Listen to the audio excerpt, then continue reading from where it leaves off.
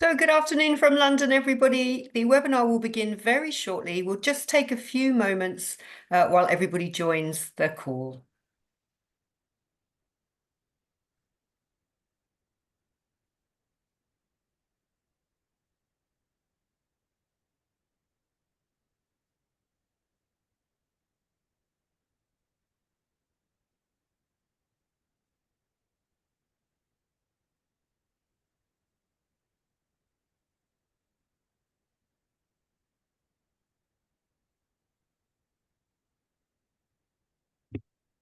So good afternoon, everyone, and welcome to our webinar today, which is all about the US presidential elections, what the party platforms are saying and what you need to know. We do have people joining us from all around the world today, so it might be good morning or even good evening, wherever you are joining us from. I'm Siobhan Bonita. I'm really delighted to be chairing this webinar today on behalf of Global Government Forum. We are a publishing house that serves civil servants and public servants all around the world. Um, and I think in terms of today's kind of topic and what we're going to be focusing on, this year has been called the Year of Democracy, just because so many countries have their elections this year. But the US presidential election, I think it's safe to say, is without doubt the contest that the rest of the world is watching the most closely. So in our webinar today, I'm joined by experts in American and international politics who are going to help us examine the key issues that are shaping the 2024 campaigns in America. We're going to look at the current state of play for the parties, what the polls are saying, what the public mood seems to be, maybe touch a little bit on last night's debate and whether that's had an impact or not.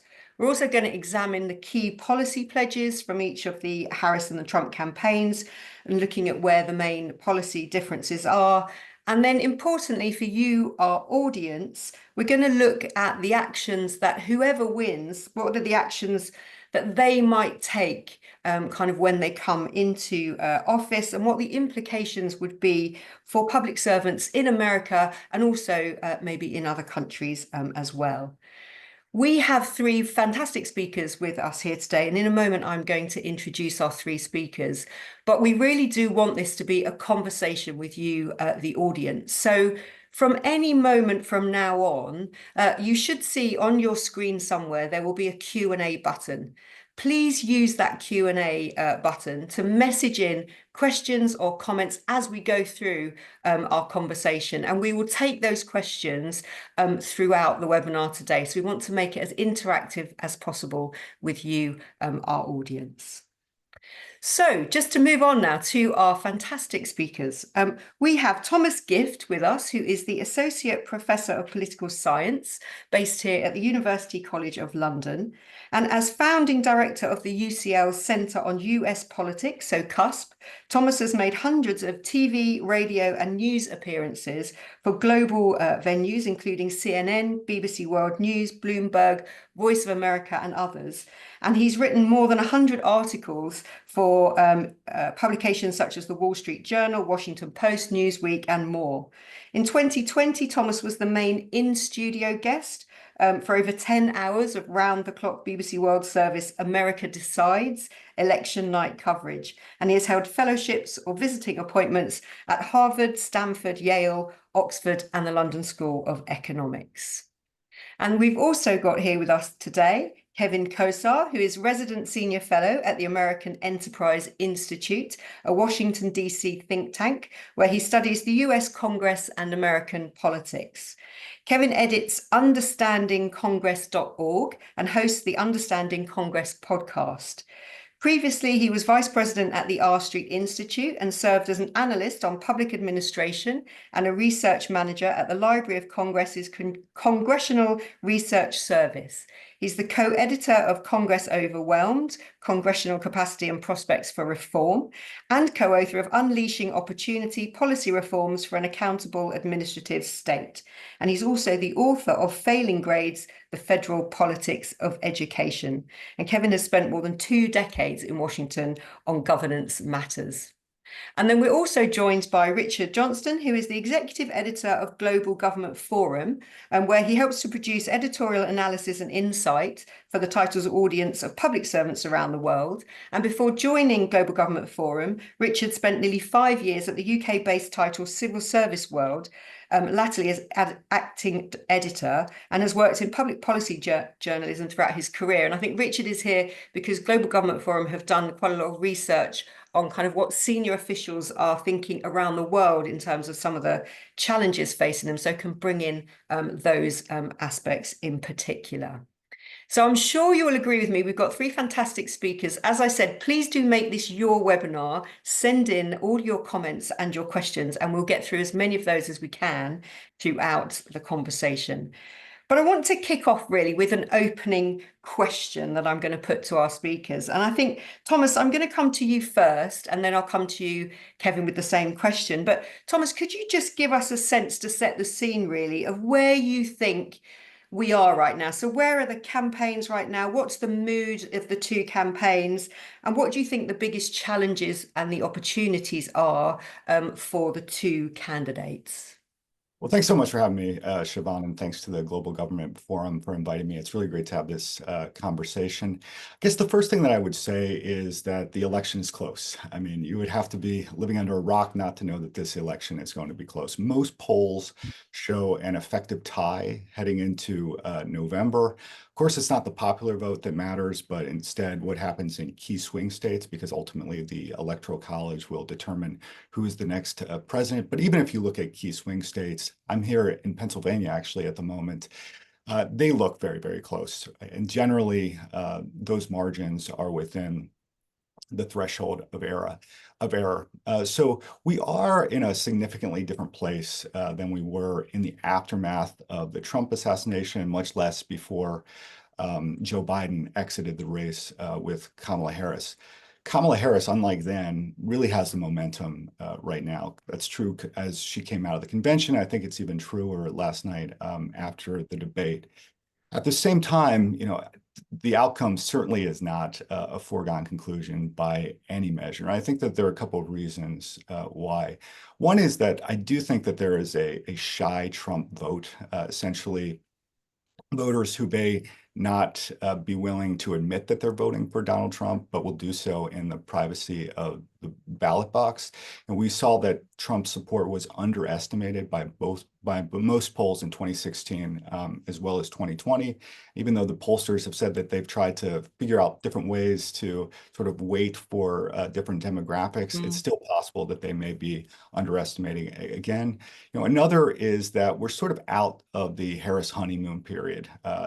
Right after she became the presumptive nominee and then officially the nominee, she received a lot of positive press coverage, right? A lot of it was about her so-called vibes and sort of the sea change that we were seeing in excitement and enthusiasm within the Democratic Party. That can only last so long. She's started to get a bit more specific about policies, and we'll talk about that later. But I think that this is where the real scrutiny will begin. I think in terms of what each candidate wants to do going forward in the last few weeks before the election, Harris really wants to make this election a referendum on Donald Trump. And we saw that again last night with the debate. She wants to remind voters of kind of the chaos and the mayhem and the disorder that was associated with his 4 years in the White House. She also really wants to emphasize the abortion issue, which has been the most galvanizing issue for Democrats. She was kind of a spokesperson for the Biden administration on this particular topic, and I think that it's one policy area that she really wants to drive home to voters as we head into the election. What does Trump want to do? I think he wants to focus on Kamala Harris as a San Francisco liberal, so to speak. We hear that phrase over and over from Trump and his surrogates now, who's too far to the left on issues like immigration and climate change. I think also Trump wants to tie Harris to Biden's record, specifically on the economy, and particularly when it comes to the cost of living crisis. Kamala Harris has tried to run almost as a change agent, sort of someone who wants to upset the status quo, but at the same time, she's part of the incumbent government. And there are a lot of disaffected and disillusioned voters that are quite dissatisfied by double-digit or near double-digit price increases in the consumer price index. So, certainly got a long way to go. We've had some events that were quite unpredictable up until now. I think going forward, absolutely the case that we could see some other unexpected events, but I think that that's kind of the state of the race as I describe it. Fab, thanks, Thomas. So really helpful there in setting out the scene. So as you say, too close to call. I think a lot of people would agree with that. The swing states are going to be key. So it's not just the kind of overall popularity. What you said there about Harris has had the momentum, but is the honeymoon period now coming to an end? The shy Trump vote, possibly. So the polls maybe not giving the full picture. I think we have something similar in the UK and other countries. I think we have a shy conservative vote here that sometimes gets underpolled as well.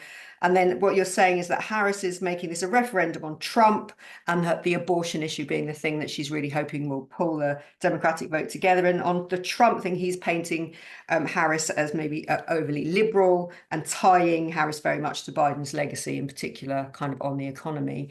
Brilliant, Thomas, there. Thank you in setting the scene. Kevin, what would you like to add to that? Do you agree with that kind of summary of where we are at the moment overall? Oh, absolutely. Thomas is spot on. This is a national race that's it's a tie. Latest poll aggregate I've seen has Harris up 47-45, but that is well within the margin. And as Thomas emphasized, that she has had kind of a bubble of enthusiasm and positive coverage. And one of the things that Trump is going to spend a lot of time doing is trying to bloody her up, to increase her negatives. I've had a number of people, including my children, say, well, who do you think is going to win this autumn? And you would think after 20 years in Washington, D.C. and close to 30 years of studying U.S. politics, I would be able to give a strong prediction. I can't. I can't because there are some cross-cutting factors that favor and disfavor each candidate.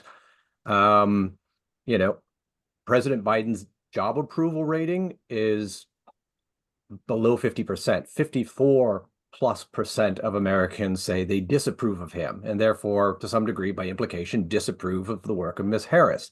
She's going to try to create space between her and Mr. Biden, but how far is that going to go to persuade voters who are annoyed with higher interest rates, which makes it harder to refinance your mortgage and more costly, inflation, these depictions both on television and online of migrants pouring across the border and, taking up residence in certain towns, and the framing of some of the migrants as engaging in lots of criminal activity and disruptive and being, on welfare and all that sort of stuff. And eating pets, apparently. This was the thing. Yes, and eating pets. Yeah, she can't run from that. And the Trump campaign is going to try to associate her with that to the maximum degree possible.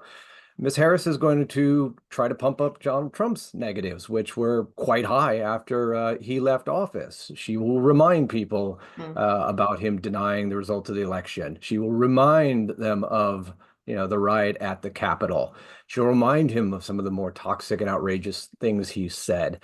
Yeah. And to a degree, these campaigns are also going to be trying to pick off the few undecided voters, particularly those who are within the swing states, Wisconsin, Arizona, Georgia, Michigan, Nevada, North Carolina. Those are the places where they're going to concentrate a lot of their energy. And it's hard to say how it's going to play out because it's all about turnout. Yeah. There are shy Trump voters, but there are also those who are probably suffering some Trump fatigue. There are those who are probably like, hey, Kamala Harris, she seems better than I thought she was. Mm-hmm. Well, we'll see how those feelings hold over the next couple of months as she's subjected to a whole barrage of negative campaigning. Thanks. Really interesting what you've both said there. I will come to Richard in a minute, and we've had a question in already on kind of international relations, but I'm going to park that till we come to the policy areas, which I want to come on to in a minute. But just following up on what you said there, Kevin, where you said that agreeing with Thomas that it's so close and really difficult to know because there's kind of pros and cons either way and so many unknown factors. Do you think the remainder of the campaign is going to be very much focused on kind of highlighting those negatives on each side? Or do you think either of them are going to try and create a more future? I mean, I know Kamala Harris is talking about we're looking forward rather than back, but is there space in this election for people to be presenting an optimistic vision of the future, or are they going to focus very much on highlighting the negatives of each other, do you think? Oh, I would think negative gets the preponderance of it because they both have the challenge now of getting people to turn out. And people tend to turn out when they're outraged or angry rather than when they're sanguine about things. And so pumping that up in the course of kind of telling a story of redemption. I mean, Donald Trump, he's saying everything's going, down the tubes, but we can redeem things. Kamala Harris is saying things are on the upswing, but we don't want to go back to the bad old days of Donald Trump. So let's keep going forward to a glorious future. And so you can kind of do both. But the negative advertising, particularly the stuff by the groups that are not officially associated with either campaign, that's just going to be really gross and gory. Thanks, Kevin. And Thomas, just a quick question to you before I come on to Richard. Because I think you mentioned the debate and what impact that might have had on some people. Do you think there will be another debate, or do you think after yesterday that will be it? Will we see another debate between the two of them before the election? Yeah, that's really difficult to predict. I mean, it took a lot for these two candidates to get onto the debate stage last night. I think we will see a vice presidential debate. I do think that, Donald Trump would probably welcome a second debate just because he would have another opportunity to redeem himself. If you're Kamala Harris, though, you might just be feeling, well, most commentators thought that we won last night's debate. Why do this again? So it's hard to tell. I think a lot of it will depend on how the polls are trending and at the particular moment, but I wouldn't be surprised if they actually don't get on the debate stage again. Interesting. We do have a couple of questions coming in now, but very quickly, I'm going to come to Richard, then I'm going to go to some of the questions. But Richard, was there anything from our research? So Kevin, for example, mentioned one of the negatives that Kamala Harris might want to flag up of President Trump was denying the results of the previous election. And I think the issue of kind of trust in democracy is something that came out of the global research that we did. Is that right? Yeah. Hello, everyone, and thanks, Siobhan. Yes, trust in government was a issue that we explored in our Making Government Work report that we conducted. That we published last week. It was based on interviews with 12 senior public servants, the most senior public servants in different countries around the world, and we identified what we called five pillars of a modern public service that are key to kind of delivery, given all the pressures that governments face. And one of those pillars, the last one, was a public service that is trusted by its users and by the public, and by extension, a government that is trusted. And there was concern among the people that we interviewed that were from different countries about the potential rise of populism, both in their countries and in other countries, and that potentially kind of undermining the delivery of government based on evidence-based policies. And as you said in your opening comments, Siobhan, this being an American election, there is a lot of international interest in the outcome because of its effect on international relations, on geopolitics, and the kind of the feeling that we're in an age of kind of polycrisis, and what are the next actions going to be from one of the world, probably the world's still the preeminent superpower. And one of the senior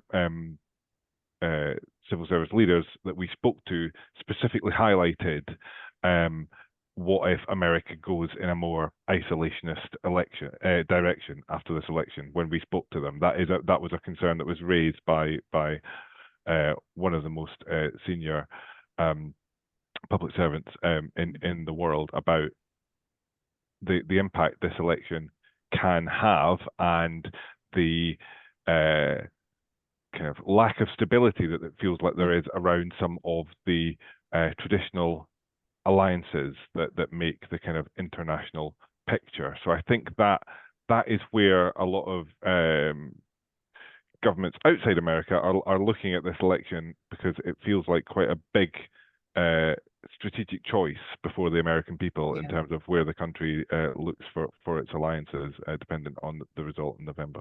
Thanks. Well, in a minute, I am going to ask Kevin and Thomas to talk about the main policy differences. We might touch on kind of international relations as part of that. And I think it's Jacoti. I will come to your question at that point. But Michael Smith has asked, so Kevin and Thomas, I'm going to ask this question to you now. Michael Smith has asked, if Donald Trump loses by a narrow margin, is he likely to accept that? And do you think there might be civil disturbances? And I think this builds on what we've just said about kind of trust in the democratic processes. Thomas, your thoughts on what might happen if Donald Trump lost by a very narrow margin? I think it's unlikely that Trump would concede the election, simply because he hasn't conceded the election from 2020, despite all of the kind of court challenges that he marshaled failing. And I do think that this is a scenario where there needs to be vigilance, certainly, because we see what can happen. We saw the violence on January 6th. It's still a relatively isolated event, and I don't foresee some of the more apocalyptic predictions sort of coming to fruition, where there's widespread political violence or mass unrest. But certainly this would test sort of faith in democratic institutions. It's more than likely that many of these cases would be litigated through the courts, potentially all the way up until the Supreme Court. But yeah, given that the election is so close, it's going to come down to a handful of swing states. Certainly that scenario is maybe even the most likely scenario, and it's something that both sides are going to be lawyered up and ready for. Thanks, Thomas. Kevin, do you agree with that? And if so, could you just tell us a little bit, what would the process be like? How long can it take for the final result to actually be verified and agreed by everybody that needs to agree it? Well, yeah, I do agree, and I should just add to what Thomas said. It's also possible that if Miss Harris loses in a very, very narrow manner, that you could have unrest for that. I was here in DC in 2020, and I can tell you in the run-up to the election, businesses and various offices were boarding up in anticipation that if Trump won in 2020, there were going to be riots. And there were credible kind of promises that there would be vigorous activity, to put it kindly, in the streets should Mr. Trump take office, because people were saying this is going to be the end of democracy and the rise of autocracy, and it's worth fighting for the country, et cetera, et cetera. So it could happen on both sides. My hope is that it's less likely to happen this time around, because we've been through that. In 2020, we were still dealing with COVID and the economy being all out of whack. People were stressed to the gills. We hadn't seen anything like this in our lifetime. So maybe this time people are less likely to be activated by it. But yeah, we could see this dispute over the election roll well into January. One of the complexities is that for anyone to become president, you have to have Congress to convene and then to count the electoral votes. And in part of doing that, they have to choose a Speaker of the House. And guess what? We had some challenges with doing that. And you could see in a narrowly divided government, if Republicans held the Senate and held the House of Representatives, they might start calculating, well, how long can we run this play where we delay doing the count? And with the lawsuits and everything else, I mean, things may not be settled till January 20th, when the current term ends. And then you get a whole complicated question of who gets to succeed. some cabinet Right. member. So we could be facing quite a lot of uncertainty. That's definitely a possibility. Yeah.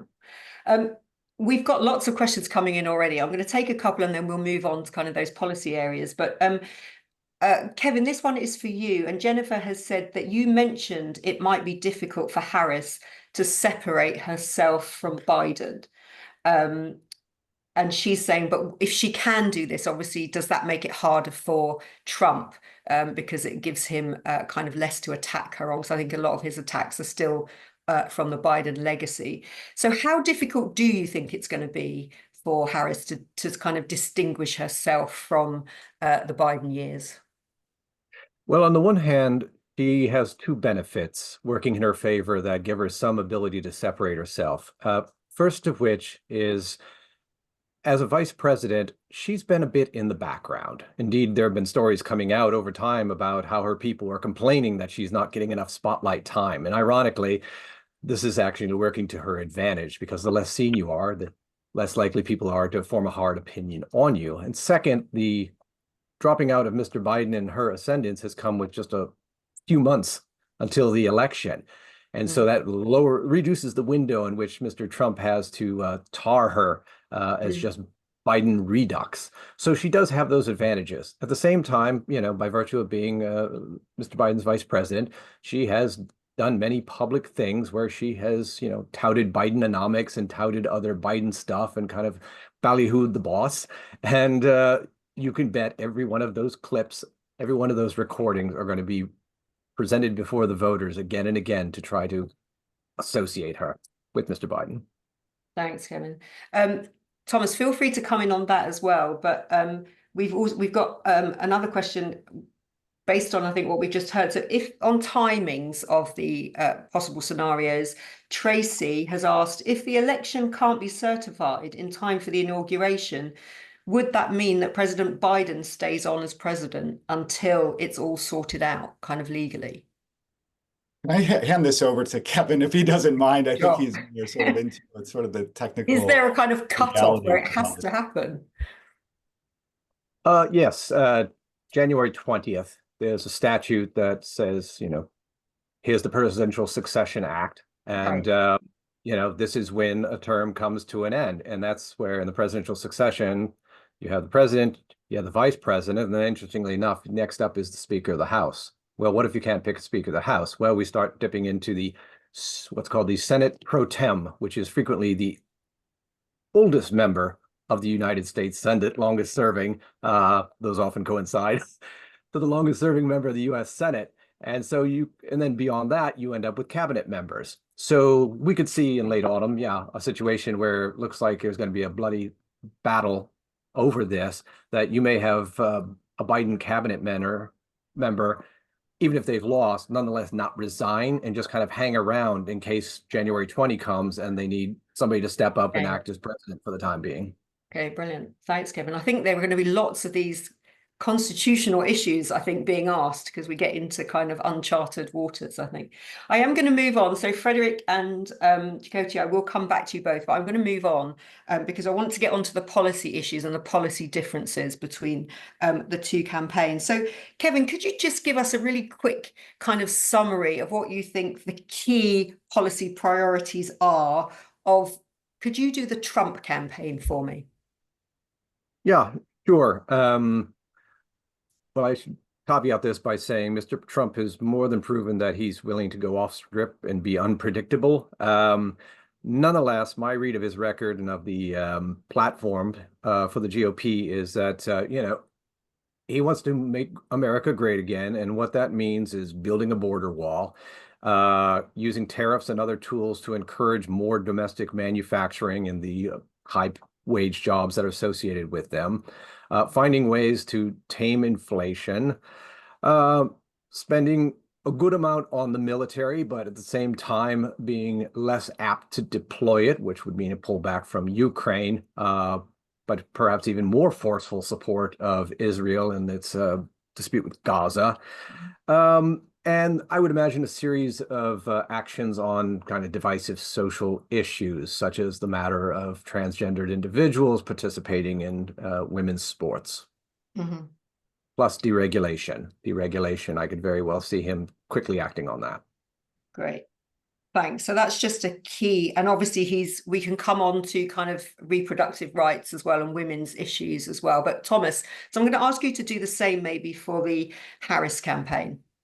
Sure. And I'll also caveat by this in saying that this is what Harris would hope to do. I think if there is a divided government, it's very unlikely that most of these policies would actually be implemented. On the economy, which is probably the most important issue for most Americans, she has promised to try to raise corporate taxes while at the same time slashing taxes for roughly 100 million working and middle class Americans.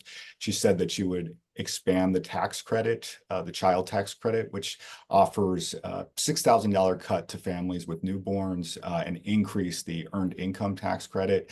She has also talked repeatedly about giving first-time home buyers a $25,000 subsidy, which they can use as a down payment.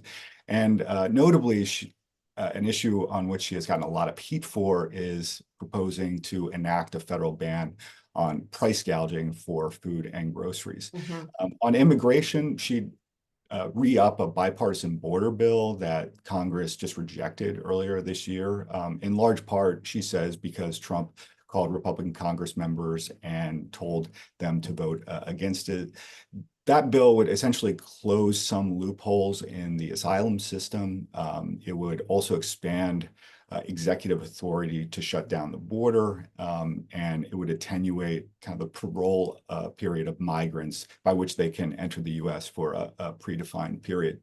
On healthcare, she has promised to expand Biden-era healthcare policies, which include more negotiation with drug makers to lower prices. She said she'd cancel medical debt for millions of Americans. She hasn't exactly said how she would pay for that.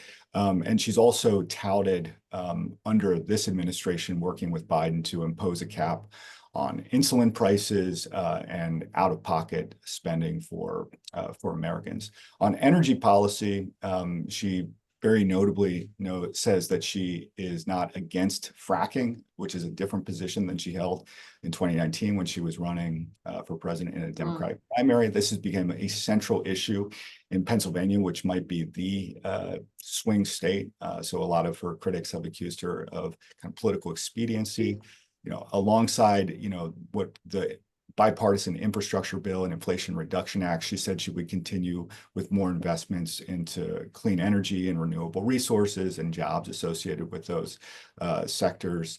And on foreign policy, I'm not a foreign policy expert, but she has largely said that she would kind of continue most of Biden's policies. And she has, like her boss, kind of linked challenges to democracy at home in the United States to challenges abroad, including most notably in Eastern Europe with Putin's war in Ukraine. Fab, thanks. I want to come back in a moment to, because from where I sit and maybe some of our audience sit outside America, we hear quite a lot about some of the issues, the differences between the campaigns. Neither of you touched directly on kind of abortion and women's reproductive rights. So I want to come back to you on that as potentially one of the big differences in the campaigns that we certainly hear a lot about here in the UK. But you both did touch on their kind of foreign policy. And while I don't want to go into too much detail on that, Thomas, I recognise what you said about that not being your area of expertise. But Jacoti has asked, could you speculate the different approaches to international relations between a Trump and a Harrison presidency? So, Kevin, I'm going to come back to you. You mentioned kind of Ukraine, but Trump has also said things about NATO, about potentially pulling out or giving less support to NATO. He's got different history with maybe Russia, China as well. So can you just give me a sense of what do you think the implications would be for a Trump presidency on international relations? And then I'll come to you, Thomas. Well, I would say one clear contrast between Mr. Trump and Ms. Harris is that Mr. Trump is not going to do foreign policy through the U.S. State Department and the sort of existing regime tools. He's not a person who has necessarily deep knowledge of the kind of history and reasons for various international agreements, written and unwritten, and therefore is just willing to hop on Twitter or some other public forum and just declare a new position or, state his opinion on something, take a position and disrupt the status quo. Whereas Ms. Harris, I think she would very clearly kind of use the existing tools and she'd be much more of a status quo. But yes, you've hit the very clear differences. I mean, China, Trump will continue to hammer China. Harris is also kind of doing a Me Too on that sort of thing. But Mr. Trump keeps talking about the trade issues and tariffs and all that, and bolstering U.S. competition vis-a-vis China on AI. They're clearly different on the matter of Ukraine. Harris for, Mr. Trump wants to just pull out and pull the plug on it. Ms. Harris is not going to indulge Mr. Putin quite as much as Mr. Trump will. NATO, I think Harris is a steady hand and a believer in that NATO is worth keeping and doesn't need fundamental alteration. Mr. Trump, he gives the impression that some days he feels like just walking away from it and wants members to pay more, even though he tried to get them to do that before. So yeah, lots of disruption on Trump's side, a lot more status quo on Harris' side. That'd be my overall take. Thanks, Kevin. Thomas, what would you like to add to that on kind of foreign relations? Well, I'd second everything that Kevin said. I think he's totally on point. Trump is very volatile. He's very impulsive. He's, some would say reckless, and he's very skeptical of multilateral institutions, supranational agencies, and so on. And his kind of foreign policy is defined by America first. That's the slogan. It's a sort of belligerent isolationism. It is kind of skeptical of trade deals, and it's skeptical of treaties, and also skeptical of some of these multilateral institutions. So, I don't know if Trump would go so far as to pull the United States out of NATO. He has threatened that, but he did pull out, for example, the United States from the World Health Organization during the middle of the pandemic, sort of exited the Iran nuclear deal, exited the Trans-Pacific Partnership on trade. So I would expect that a number of executive orders by Trump would sort of be one of his first courses of business if he were reelected. Thanks. And we will come on to kind of what we think either of the candidates might do in their early days and the implications for public servants in particular in a moment. But I want to come back to this issue of abortion, the abortion issue. And just your sense, you did mention this, Thomas, at the beginning in terms of kind of one of the big kind of priorities, I think, for Kamala Harris. And this is something that really has probably united, I think, a lot of Democrats. Can you give us a sense of, do you think the kind of momentum that she's got behind the abortion issue, does that outweigh maybe some of on the other side concerns around the economy, for example? Like, is it a big enough issue to be a winning issue for her? And then, Kevin, I'm going to ask you, because there certainly seems to be a confusion on what Trump's current position is on abortion, because that seems to be evolving, I would say, each day. So, Thomas, your thoughts on how big an issue is this for Harris? Well, it's not the only issue, but it's absolutely a significant issue. And there have been some reports that privately Donald Trump has acknowledged that he could lose the election simply because of this abortion issue. Of course, Donald Trump installed 3 conservative justices during his first 4 years in office. Those were the justices who, as part of a supermajority, overrode Roe versus Wade and the Dobbs versus Jackson decision. And we saw the impacts from this in the 2022 midterms. There was supposed to be a red wave, so to speak, where Republicans were going to kind of clean up in numerous down ballot races. That never happened, right? Democrats far outperformed. And for the most part, I think experts attribute that to concern over the abortion issue, not just by Democrats, but many moderates as well. We've also seen a number of state level referendums, go in the direction of voters supporting more choice. So this is a big problem for Donald Trump. I think he recognizes it. He knows that it's an Achilles heel for Republicans generally, and he's tried to kind of tack both ways, because on the one hand, he needs to appeal to conservative evangelical Christians, right? But on the other hand, he knows that there's a significant block of moderate voters who have more nuanced positions on abortion issue, and I don't think he's really figured out a way to thread that needle. Thanks, Thomas. So, Kevin, your thought, where exactly then, as Thomas said, he's tried to tack both ways. What is the latest thinking on where Trump is on abortion? Well, you use the word confusion as you were asking Thomas' question, and that's exactly right. I mean, it's historically for the part of 40 years that the Republican National Party has taken a stand as a pro-life party. And that means opposing abortion. And, you know, Trump played to that back in 2016. And he played to that, as Thomas pointed out, when he, appointed justices who seemed likely to cast votes against Roe v. Wade.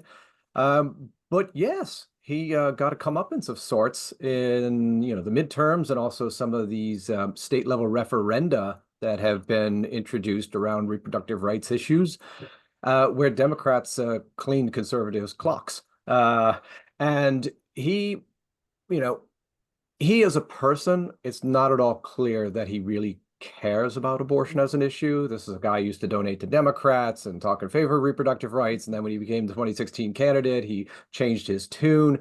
Feels like right now he's trying to triangulate. He's going to say that we did the right thing. We sent the question back to the states. And then he's tacking towards a kind of natalist policy line, which is popular on the right, particularly, and saying, we need more babies. We'll give IVF to everybody to make sure that we have more babies. How that will work with women in states where their access to abortion is being reduced, whether that will persuade any of them is an entirely open question. Yeah, thanks, Kevin. One thing that struck, we did have a question that came in advance, which isn't on the kind of questions that are coming in now, but it's sort of related to this in terms of this is such an unusual election. I think one of the things that's unusual around it is the extent to which the choice of vice president might be having an impact as well. And I just want your thoughts on that. Do you think that the your take on who they've chosen? Do you think they've made good choices? But also, in light of what you are saying there about the confusion around the abortion issue, maybe is Vance the right person for Trump on that issue? Do you think, is he helping there or not? And both of you on both. I don't want to pin you down to either campaign, but just your thoughts on the extent to which the vice president's choice this time is maybe more important than it has been in previous campaigns. Thomas, I'll come to you first. Well, I still think that voters primarily vote for the top of the ticket. And so on the margins, maybe these vice presidential nominees matter, but I still think this is ultimately about Harris versus Trump. I do think that both candidates made a mistake in their choices. I mean, we now have the benefit of hindsight. When Trump made his decision was right in the aftermath of the assassination attempt. All the win was at the backs of his campaign. And I almost felt like he got the sense that he could nominate whoever he wanted, right? So someone who was much more ideologically aligned with the MAGA movement. And that ultimately meant J.D. Vance, somebody who in Ohio sort of underperformed other state level candidates.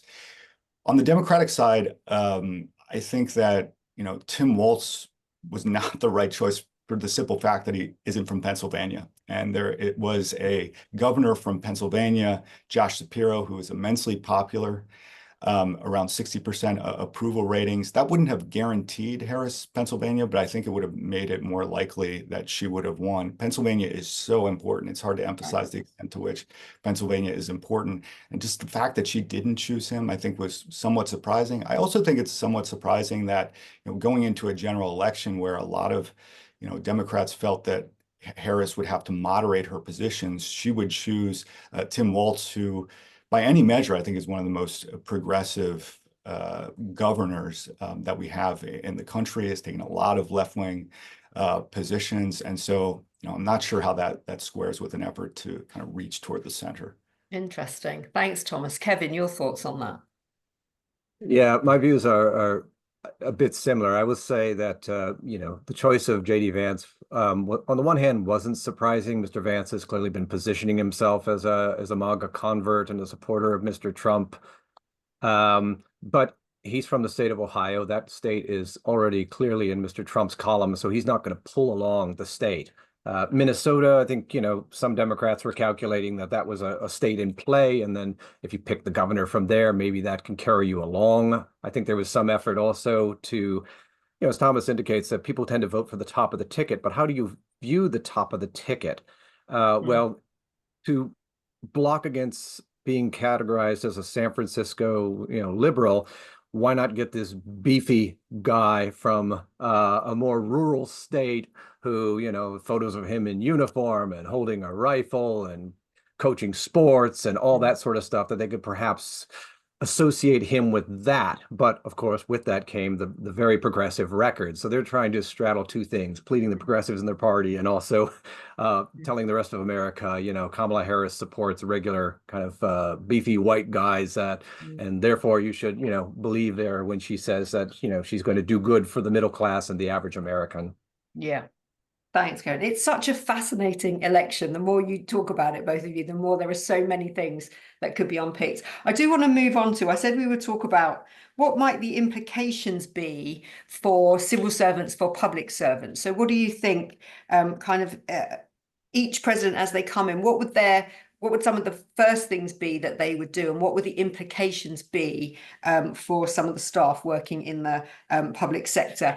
Kevin, I'll come to you first on this, and then Thomas, and then Richard, I'm going to bring you in as well on this one to maybe give the perspective of maybe civil servants around the world and what they'll be looking for. And I know we've also got that question from Frederick.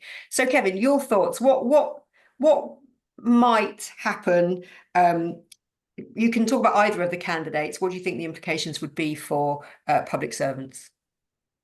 Well, since Thomas has shown himself very well schooled on what the Harris campaign is up to, I'll limit myself to Mr. Trump. Oh. And I think the odds are pretty good that should Mr. Trump win, he's not going to have overwhelming majorities in both the House and the Senate. And as such, the ability to do things that he's promised to do that would require a law, those things are going to get shelved. So abolishing the U.S. Department of Education, he's not going to be able to do that without passing a statute, which would then reassign various activities to other departments, and et cetera, et cetera.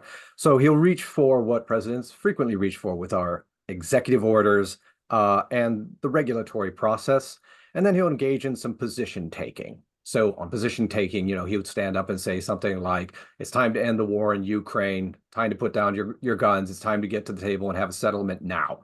Not, we're going to support Ukraine in fighting for its liberation. Right. Executive orders, he'll certainly drop executive orders on regulation, which he did in his previous administration, trying to cut the sheer quantity of it. He also has promised to turn back many Biden regulations on things like artificial intelligence, various things that he kind of categorizes as DEI mandates. It'll be one thing after another. I think if you want to, as a civil servant, if you want a good sense of what Mr. Trump is going to go after and whether it will directly disrupt your work, would be to pull up Mr. Biden's executive orders and start looking through them and saying, okay, do I work in this area? And what are the odds that this lines up with either a Trump statement or a Trump presidential platform promise? Right. And then to calculate accordingly. I would also suspect that there's a great possibility that we could have a partial or complete government shutdown with all the disruptions that come with that for civil servants, simply because we've done it before with Mr. Trump, and Congress and executives increasingly have a hard time agreeing on whether or not, we should spend certain amounts or tax certain amounts. Yeah. And one of the things in the previous presidency, when Trump was president, I think it was the frustration that he expressed about maybe things being quite slow, I think, in government and bureaucracy in government. As you mentioned, they're trying to get rid of some of the regulations, but also, hasn't he said this time, and maybe this links to, if you want to say a bit more about Project 25, but maybe replacing some of the, what we would call traditional impartial staff with people who are more aligned to a particular ideology, in this case, to the Trump ideology. Is that something that you see actually happening? Could that actually happen? Or would that also need to go through a kind of process in Congress? I think it absolutely could happen. The Biden installation has tried to prevent it from happening through its own rulemaking process. But Mr. Trump can find his own way to reverse that, which would invite a lawsuit, but nonetheless, it's totally doable. It won't be as fast as an executive order, but yes, no, this is a core promise of Mr. Trump. It's Schedule F is not mentioned in the platform, but it's there implicitly. Certainly, it's part of the Project 2025, and there's this, it reflects an overall grievance and perspective that is prominent among many on the right, that there is this kind of unaccountable deep state that just does what it wants and ignores presidents, for which there is certainly some evidence. Democratic presidents have complained about bureaucrats not listening to them too. And so Mr. Trump has this kind of stiff medicine that he wants to apply. And of course, there have been conservative groups trying to see to it that this time around it works better. And they're doing this by identifying individuals, screening them, so that they'll be ready to be appointed to these positions to show more fealty to Mr. Trump. Thanks. Yeah, I'm going to ask Richard about that, because this came up in the research that we did, this idea of civil servants blocking democratically elected leaders as well. So, Thomas, your thoughts, anything on reflecting on what Kevin has said, but what do you think a Harris presidency would mean in terms of impact on staff? Sure. So specifically for civil servants, Harris does have somewhat of a record here. She chaired a White House task force while she was VP that provided suggestions on how government agencies could essentially remove obstacles for workers in both public and private sectors to organize or become union members, which I think is quite notable. And within a year of the administration issuing those recommendations, the number of federal employees who paid union dues did increase by 20%, which is significant. So the task force also kind of promoted adding new provisions to federal grants and contracts that essentially prioritize the use of organized labor. So we saw that in the 2021 Bipartisan Infrastructure Law, the 2022 Inflation Reduction Act, the CHIPS Act in 2022. Harris has also advocated, and I think that this is increasingly relevant, sort of new provisions surrounding artificial intelligence policies, which included kind of guidelines to design and create employee protections for the federal government's use of AI. But it also kind of urged agencies to embrace that new technology. Another thing that she's spoken a lot about is kind of ending discriminatory pay. That applies to sort of all groups, but she's particularly emphasized kind of gender-based pay discrimination, and she's talked about sort of removing the requirement for applicants to provide information about their previous wage history, which she says can kind of have an aggravating effect that carries over into when they apply for government jobs.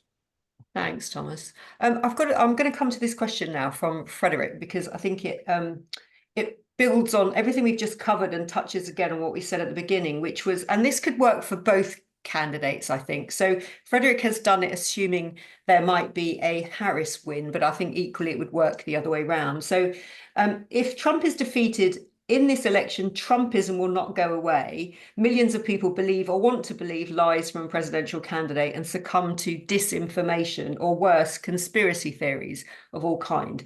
What would be the first actions you would advocate a Harris administration to take to correct this tendency? I'm going to broaden that a little bit just to say, because this came up in our research that we did with Global Government Forum, that around the world, ministers of world leaders are struggling with misinformation and how you deal with misinformation. Social media kind of, really kind of very quickly a conspiracy theory or misinformation can spread across a country or across borders. Is this something that you think a president, whether it's Harris or Trump, should get on top of? And are there things they might be able to do? So, Thomas, I'll come back to you, because maybe this does touch on people not accepting the result if it's a Trump loss, but I think it's a broader issue than that, also around misinformation and how we might be able to deal with that. Sure. I mean, absolutely. A lot of Americans distrust government institutions, and sort of we've seen that reflected in the vote. in 2020. We're probably going to see it reflected in the vote in 2024. Again, this is a really difficult challenge for governments to navigate and to get a handle on it. I unfortunately don't have any silver bullets that I can necessarily think of, but we see this on social media.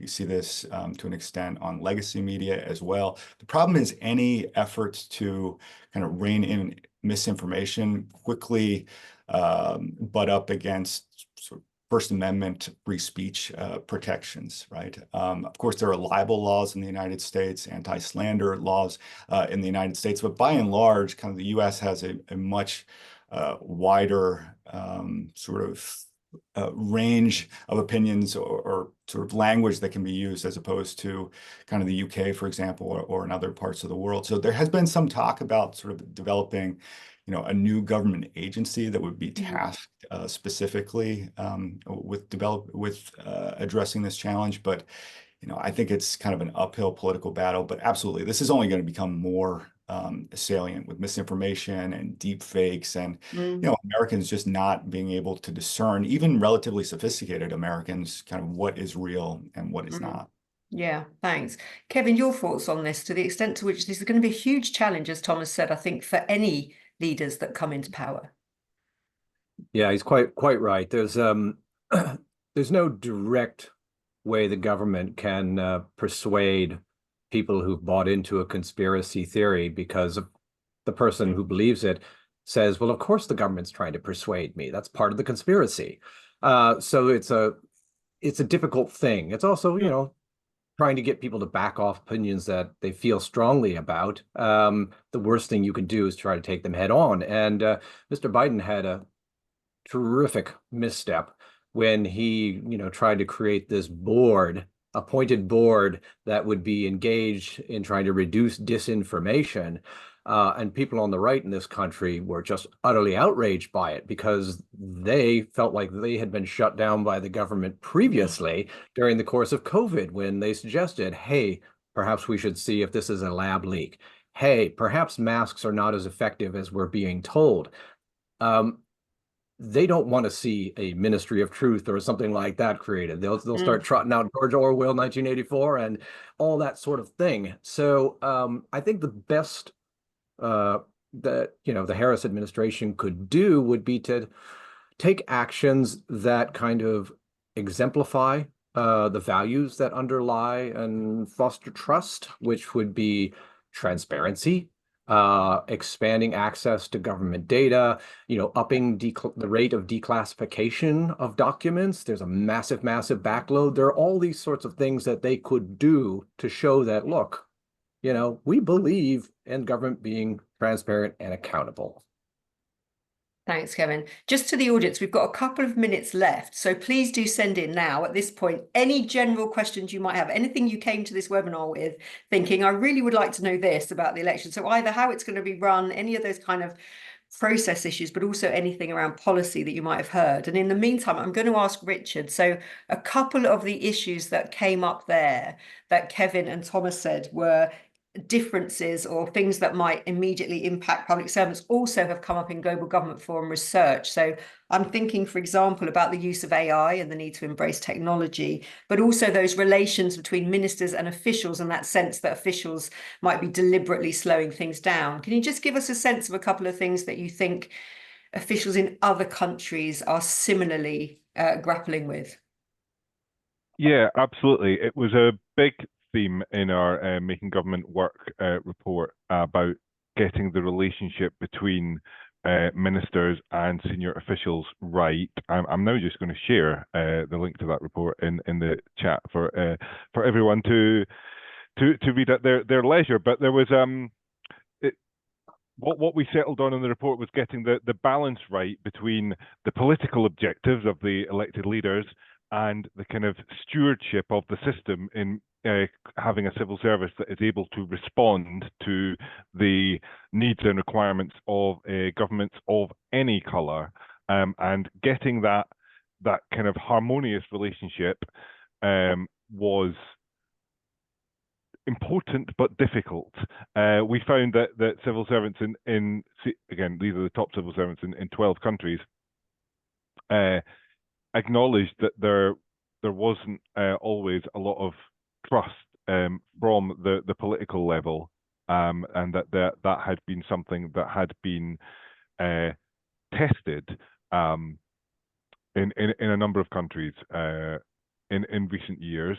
What I think is very interesting is if the Schedule F reforms that we've mentioned go through, and that large swathes of the US civil service become essentially political appointments, people will be keeping an eye on that, because the values of an impartial civil service appointed on merit, and that serves different governments of different political persuasions, is one that is under pressure in a lot of different countries. And obviously the top layers of the US civil service are already politically appointed, more so than in the UK, for example.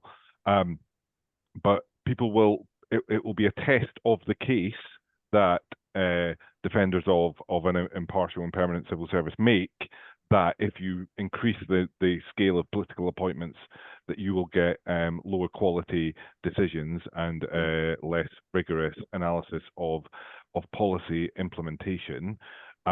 So that is kind of something that would be an interesting experiment, as it were, whether that proves to be the case, and that will definitely be something that a lot of governments will be watching. On the issue of tackling misinformation or fake news, that is really an issue that, again, it came up in the report. It was one of our elements of the trust pillar, Pillar 5, and I think it sums up how difficult this is, that a lot of the officials that we spoke to were very complimentary of what the UK Cabinet Office was doing around a rapid response unit to tackle disinformation at speed. Thanks to some machinery of government changes under the last government, I think before the last election, that unit no longer exists. And there has been where that sits and whose responsibility that is, and how much governments can take the role of trusted truth teller, as Kevin was saying, and how receptive the population is to being told by the government what is true and what is not, is really something that I think governments everywhere are struggling with. And it's not, there are elements of the report, and please, as I say, do read it. There are elements of the report where we can begin to see examples of good practice that hopefully through Global Government Forum's continuing work, we can help spread across the world, and make a difference in how civil services operate. But I would hazard that this is an area where there isn't one yet, and there was no unanimity amongst the people we spoke to on how big a role government should have in the area of kind of tackling mis and disinformation. Thanks, Richard. We do have another question coming, but just on this issue of trust in government and who is the truth teller, it's interesting that in a lot of countries now, and I saw it in the debate yesterday in America, they have kind of fact-checking going on for the candidates themselves, so real-time fact-checking. But of course, if you don't trust the media outlets that are doing the fact-checking, then that doesn't help either. So we're in a very complicated, complex situation, I think, here. Sean Regina, who I presume is based in Canada, and Kevin and Thomas, if this is not your specialist area, then absolutely understand this. But any reflections you might have on this question, Sean has asked, how will these elections and the party policies differ and affect Canada pertaining to Northern national security and the Canadian military relationship on national security with the US? So have either Harris or Trump said anything with regards to the relationship with Canada when it comes to national security? Kevin, I'll come to you first if you have anything to say on this particular issue. What I would have to offer is that I have no doubt that Mr. Trump has picked up on some of the reports of illegal immigration coming through the Canadian border into the United States. Reports of Maine, which is in the way up northeast of the country, folks showing up with backpacks and trucking through the woods. And that, this is something that Mr. Trump will very much dislike. And then he will start asking himself, well, what leverage do I have to get Canada to do more? Because trying to build a wall along a 2,000-3,000 mile border with Canada is just not something that's going to happen. And so he may try to exert pressure that way. On the other hand, there has been a conservative push, and it's not a hot policy issue, but it's something that people in the regulatory space are quite interested in, which is to work with Canada so that the US and the Canadian regulations on the movement of certain goods align better. So you don't have these different words being used for the same thing to smooth trade because it's mutually beneficial for both. So he'll have to play his hand a bit carefully and not follow that up, because certainly that trade is clearly beneficial to the United States, but we'll see. And of course, Canada themselves, I think, will be coming up for elections, won't they? So that will all be interesting to see as well. Thomas, your thoughts on this question from Sean? Sure. Those are good observations. I'm not sure I have a whole lot to add. Just the one thing that I would say is kind of on the economic front, Trump's tariffs would ostensibly apply to Canada as they would apply to the European Union, as they would apply to every country. He's advocated for tariffs for all imports going into the United States of at least 10%. He's even mentioned on an occasion up to 20%. That would be a huge tax on American consumers, and it would also have deleterious effects on Canada, because they're such a large trading partner for the United States. Trump has also advocated for and imposed during his first administration taxes against China that were much higher than that. So Trump's kind of protectionist impulses would have an effect on Canada, European Union, and the broader world. Brilliant. Thanks, Thomas. I think we are coming to a close. The time has gone very quickly. I just want to put one final thought to all of you. You can all answer this one, but it's already been a quite extraordinary campaign in that you've had the change of candidate at a very late minute in the kind of process. You've had the attempted assassination attempt, which you referred to a couple of times, Thomas. Just your thoughts on, is there anything else? It's almost an impossible question because we don't know what we don't know, but do you think there could yet be still another big twist or turn in this campaign before we get to the election debate? And is there any particular areas that you think might be potential big weaknesses in either of the campaigns to look out for? Richard, I will start with you because it might be very unfair for you to ask you this, but do you think we have seen the final twist in this campaign or not? Well, Thomas and Kevin will know much more about this than I, but the phrase "October surprise" is a cliche in American politics for a reason, right? Quite often the big events that people can at least ascribe some of the final outcome to have not happened yet. So that.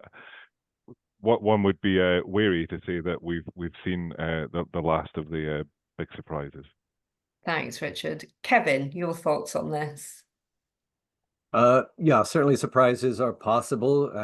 You could have a candidate for the presidency or vice presidency have a significant health incident of some sort, stroke or something dreadful like that. You could have war break out in the Middle East, Iran, Israel. You could have another pandemic virus suddenly come on the radar. We could see something more mild that could have an effect, which could be, say, a sudden uptick in inflation, which would be very damaging to Ms. Harris for further increase in interest rates, although they're talking now the possibility of decrease. But something like those things were to happen, yeah, those could really roil the campaigns. Yeah, thanks, Kevin. And Thomas, your final thoughts on this? Sure. It's really hard to predict what might happen, but certainly there could be some X factors that could change the dynamics of this race. One, which Kevin mentioned, is the economy.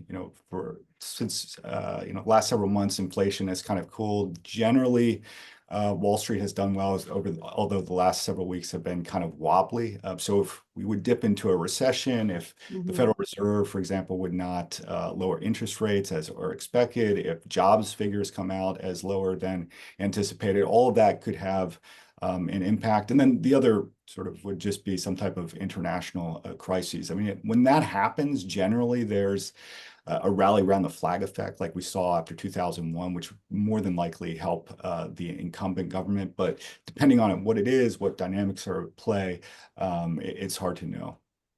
Brilliant. Well, thank you so much. I think we have come to the end of our time. Thank you to the audience for sending in their fantastic questions. Thank you so much to Richard, to Kevin, and to Thomas in particular for giving us so much of your insight. This definitely won't be the last, I think, that we hear about this. It's going to be a fascinating watch for us looking from abroad. I imagine even more fascinating for you guys who are really in the midst of all of this.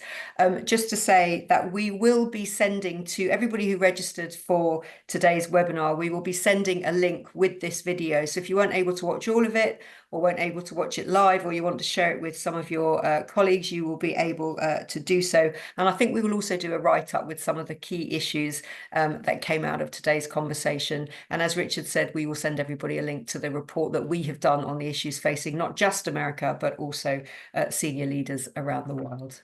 For now, thank you so much to our fantastic panel. I look forward to seeing you all on another one of our webinars very soon, and enjoy the rest of the day wherever you've joined us from around the world. Thanks, everybody. Goodbye. Thank you.